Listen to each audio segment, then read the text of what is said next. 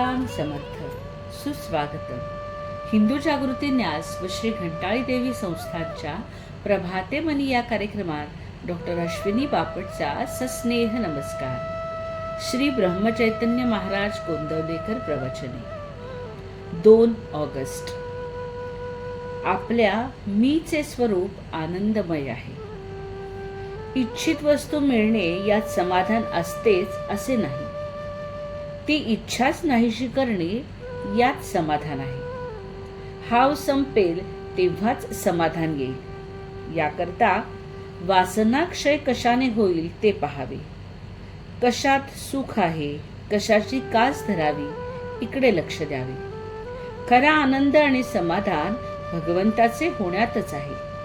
भगवंता, तुझ्या वाचून माझे कोणी नाही हे ज्या दिवशी मनाने पक्के ठरेल त्याच दिवशी समाधान मिळेल. जितकी विषयाची आवड धरावी तितके दुःखच पदरात येते.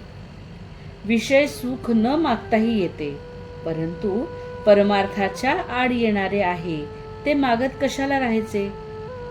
माझ्या मागे राम आहे म्हटले म्हणजे प्रपंचातल्या विषयात जरी राहिलो तरी भिण्याचे कारण नाही. भगवंताचा आधार कायम ठेवला की मग विषयाची नाही भीती वाटत.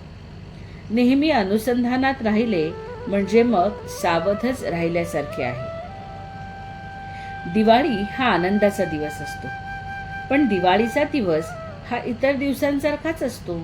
इतकेच नव्हे तर आदल्या दिवसाची परिस्थिती, संकटे आणि अडचणी त्या दिवशीही कायम असतात. याचा अर्थ असा की परिस्थितीत बदल होत नाही.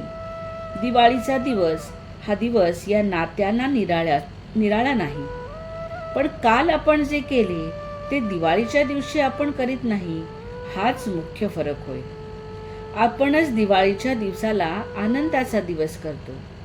हे जर खरे तर तसा तो आपण नेहमीच का करू नये. आपल्याला नेहमीच दिवाळी असावी, आपण नेहमीच आनंदित असावे आणि त्याकरता आनंदमय अशा भगवंताचा आधार घ्यावा. आपण दिवाळीच्या सणाचा आधार घेऊन नेहमी आनंदी आनंद करत असतो. मग आनंद जो निर्माण करतो त्या भगवंताच्याच आश्रयाला नेहमी का न जावे. भगवंताचा आनंद हा फार बलवत्तर आहे. तो एकदा मिळाल्यावर प्रपंचातल्या लाभहानीचे महत्त्व वाटत नाही. भगवंताचे स्वरूपच मुळे आनंददायी आहे. असा आनंदमय भगवंत आपल्या आतमध्ये असून आपण दुःख भोगतो. याला कारण भगवंताला प्रकट व्हायला आपण आपल्या आतमध्ये आडकाठी करीत असतो. आपल्या आतमध्ये भगवंत तर आहेच, पण त्याचबरोबर मी सुद्धा आहे. हा मी कोण हे जाणण्याकरता इंद्रियाची गडबड शांत करून आतमध्ये आपण आनंदाचा शोध करावा. म्हणजे आपल्याला या मीचे स्वरूपही आनंदमय असल्याचा प्रत्यय येईल. अशी परमात्म्याची ओळख करून घेणे ही खरी जीवनाची सुरुवात आहे आणि परमात्म्यात विलीन होणे हेच जीवनाचे सर्वस्व आहे. बोधवचन.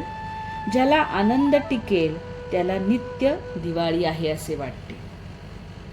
आज संत नामदेव महाराज संजीवन समाधी सोहळा दिवस आहे. मंडळी, रामरायाचे आणि श्री घंटाळी देवीचे आशीर्वाद आपल्या कुटुंबावर अक्षय राहोत. जानकी जीवन स्मरण. जय जय श्रीराम.